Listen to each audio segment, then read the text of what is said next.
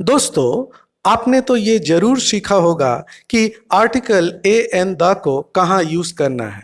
लेकिन क्या आपको पता है ए एन द का यूज कहाँ नहीं करना है?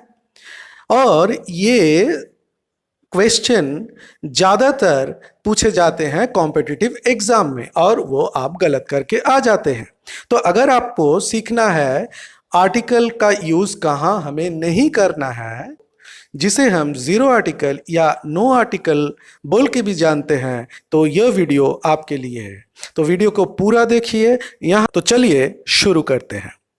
हमारा पहला क्वेश्चन है, Sam goes to school by bus. अब देखिए, आर्टिकल हमारे ऑप्शंस है a an the, no article. Goes to school by bus. अब देखिए यहां आर्टिकल होगा या नहीं होगा। तो यहां हमें याद रखना है, जब कोई पढ़ने के लिए या पढ़ाने के लिए स्कूल जाता है, यानी कोई छात्र या शिक्षक जब स्कूल जाता है, तब स्कूल से पहले आर्टिकल का यूज नहीं करना है। यहां सैम बस में करके स्कूल जाता है, मतलब वो स्टूडेंट है, पढ़ने जा रहा है, इसीलिए यहां कोई आर्टिकल का यूज नहीं होगा। यहां आर्टिकल नहीं होगा। ओके, अब दूसरा क्वेश्चन हम देखते हैं। Mister Sen went to dash school to meet the teacher. अब देखिए यहां भी स्कूल के सामने ब्लैंक है, लेकिन यहां स्कूल कौन जा रहा है? मिस्टर सेन। अब मिस्टर सेन तो एक स्टूडेंट है नहीं जो वो पढ़ने जाएंगे, और यहां वो टीचर भी नहीं है क्योंकि वो टीचर से मिलने जा रहे हैं। तो मिस्टर सेन स्कूल में न पढ़ने न पढ़ाने जा रहे हैं, इसीलिए यहां हमें स्कूल से पहले द का यूज करना है। तो नियम समझ लीजिए, अगर स्कूल कोई पढ़ने या पढ़ाने जा रहा है तो स्कूल से पहले द का यूज नहीं करना है, लेकिन दूसरी कोई वजह से अगर स्कूल जा रहा है तो उससे पहले हमें द का यूज करना है। समझ में आ गया? अब चलिए हम अपना अगला कॉन्फ्यूजन दूर करते हैं। क्वेश्चन नंबर, हमारा अगला क्वेश्चन है question number 3। Rob plays dash violin well. Violin क्या है? ये एक म्यूजिकल इंस्ट्रूमेंट है। अब म्यूजिकल इंस्ट्रूमेंट अगर कोई बजा रहा हो तो म्यूजिकल इंस्ट्रूमेंट से पहले हमेशा हमें द का यूज करना है, यानी he plays the musical instrument. Okay, उसी तरह plays the guitar, plays the flute. लेकिन क्वेश्चन नंबर 4 में आ जाइए। I bought dash guitar last week. मैंने एक गिटार खरीदा था। अब गिटार ये भी एक म्यूजिकल इंस्ट्रूमेंट है, लेकिन यहां म्यूजिकल इंस्ट्रूमेंट बजाने की बात नहीं हो रही है, और जहां बजाने की बात नहीं हो रही है वहां हम कोई भी आर्टिकल का यूज कर सकते हैं। So I bought a guitar last week, क्योंकि ये गिटार मतलब एनी गिटार, कोई भी एक गिटार हो सकती है, पर्टिकुलर कोई गिटार नहीं। ओके, सो इसीलिए I bought a guitar last week. Okay, तो नियम समझिए, अगर म्यूजिकल इंस्ट्रूमेंट बजाने की बात हो रही है तो उससे पहले द, अगर बजाने की बात नहीं हो रही है तो नॉर्मल नियम वहां लागू होगा, ए या एन आप नियम के अनुसार यूज कर सकते हैं। ओके, हमारा अगला क्वेश्चन है क्वेश्चन नंबर 5।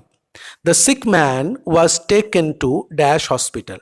यानी जो सिक मैन है, सिक मैन को अब अस्पताल क्यों ले जाते हैं? सिक मैन को अस्पताल ले जाते हैं उसका ट्रीटमेंट के लिए, चिकित्सा के लिए। तो याद रखना है, अगर किसी आदमी को अब ट्रीटमेंट के लिए अस्पताल ले जा रहे हैं तो उससे पहले कोई आर्टिकल यूज नहीं होगा, नो आर्टिकल होगा। ओके, जैसे the injured man was taken to hospital, the ill person was taken to hospital. Okay, अब आते हैं question number 6। Robin went to dash hospital to see his father. अब देखिए यहां भी हॉस्पिटल है, लेकिन यहां रॉबिन किस लिए अस्पताल जा रहा है? रॉबिन ट्रीटमेंट के लिए अस्पताल नहीं जा रहा है, वो तो जा रहा है अपने पिता से मिलने। तो अगर कोई अस्पताल ट्रीटमेंट के अलावा दूसरे किसी वजह से जा रहा हो तो वहां हमें द का यूज करना है। तो यहां हमारा आंसर होगा the Robin went to the hospital to see his father. समझ में आ गया? एक ही रूल चर्च, मार्केट, इनके लिए भी लागू होता है। चर्च अगर कोई प्रेयर करने के लिए जाता है, द का यूज नहीं होगा। प्रेयर के अलावा दूसरे किसी काम से जा रहा है तो द का यूज होगा। तो हमारा अगला क्वेश्चन है question number 7। Dash Nile is the longest river in the world. ये बहुत ही इजी क्वेश्चन है। हमें पता है किसी भी रिवर से पहले हमें द का यूज करना है। The Nile, the Amazon, the Ganga. Okay, very easy था। Question number 8। Dash river Ganga is a holy river. यहां भी गंगा एक रिवर है, तो यहां क्या हम द यूज करेंगे? नहीं, यहां द का यूज नहीं करेंगे। क्यों? आपको याद रखना है, अगर सिर्फ नदी का नाम हो तो द होगा, लेकिन अगर river Ganga, river Nile, river Amazon ऐसे हो तो उससे पहले कोई आर्टिकल का यूज नहीं होता है। इसीलिए हमारा आंसर होगा नो आर्टिकल। ओके, समझ में आ गया? हमारा अगला question, question number 9। Sailors love to go to dash sea. देखिए, सी से पहले आर्टिकल का यूज करना है, नहीं करना है?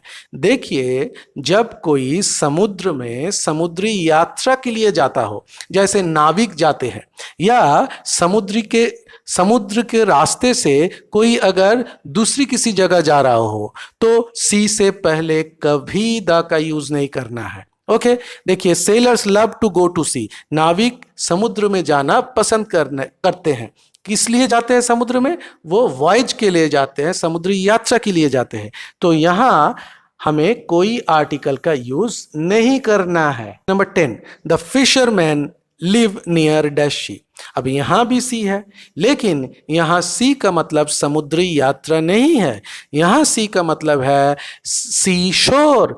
फिशरमैन, मछुआरे, रहते हैं समुद्र के किनारे, मतलब समुद्र के किनारे के लिए यहां सी का यूज हो रहा है। तो अगर ऐसी सिचुएशन हो तो उससे पहले आपको द का यूज करना है। तो यहां हमारा आंसर होगा the fisherman live near the sea. Okay, number 11।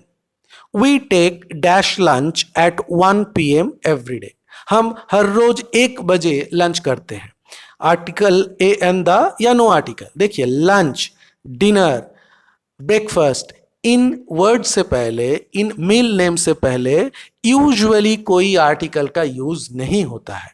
तो यहां कोई आर्टिकल नहीं लगेगा। We take lunch at 1 PM every day, no article. Okay, हमारा अगला क्वेश्चन है question number 12। I had dash heavy dinner yesterday. देखिए, यहां भी हमारे पास डिनर है, लेकिन यहां डिनर से पहले हमारा एक एडजेक्टिव यूज हुआ है। तो आपको याद रखना है, जब डिनर, लंच, ब्रेकफास्ट इन वर्ड से पहले एडजेक्टिव हो, या उस डिनर, लंच या ब्रेकफास्ट का ओकेशन, यानी किस वजह से, किस ओकेशन पे वो डिनर, लंच दिया जा रहा हो, इस कारण का अगर उल्लेख हो तो उनसे पहले हमें आर्टिकल का यूज करना है, साधारण नियम के अनुसार। तो I had dash heavy dinner. अब heavy dinner, heavy article, heavy consonant H से शुरू होता है, इसीलिए यहां हमारा आंसर होगा I had a heavy dinner yesterday. लेकिन अगर लंच, डिनर, ब्रेकफास्ट से पहले कोई एडजेक्टिव नहीं हो तो वहां आर्टिकल का यूज नहीं करना है। हमारा अगला question, question number 13। The farmers return dash home at sunset. Dash home, home से पहले कभी आर्टिकल का यूज नहीं करना है। आपको याद रखना है, अगर होम का यूज अपने घर के लिए किया जा रहा हो तो वहां आर्टिकल यूज नहीं होता है। यहां इसीलिए नो आर्टिकल होगा हमारा आंसर। यानी किसान अपने घर लौटते हैं सूर्यास्त से पहले। ओके, लेकिन अगर क्वेश्चन नंबर 14 में आते हैं, let me go to dash home of eternal happiness. मुझे परमानेंट हैप्पीनेस के घर जाना है, बस जाने दो। अब देखिए यहाँ होम है, लेकिन यहाँ इस होम को हम क्या कर रहे हैं, पर्टिकुलराइज कर रहे हैं, विशेष होम की बात हो रही है। कहा, होम ऑफ इटर्नल हैप्पीनेस, ऐसा एक घर जहां हमेशा खुशी ही खुशी रहे, जिसे हम क्या कहते हैं, जिसे हम कहते हैं स्वर्ग, हेवन। तो यहाँ होम हेवन के लिए यूज किया जा रहा है, तो यहाँ एक पर्टिकुलर होम की बात हो रही हो, इसीलिए यहाँ हमें होम से पहले द का यूज करना है। होम से पहले कोई आर्टिकल का यूज नहीं करना पड़ता है, लेकिन अगर होम को पर्टिकुलराइज किया जाता है आइदर किसी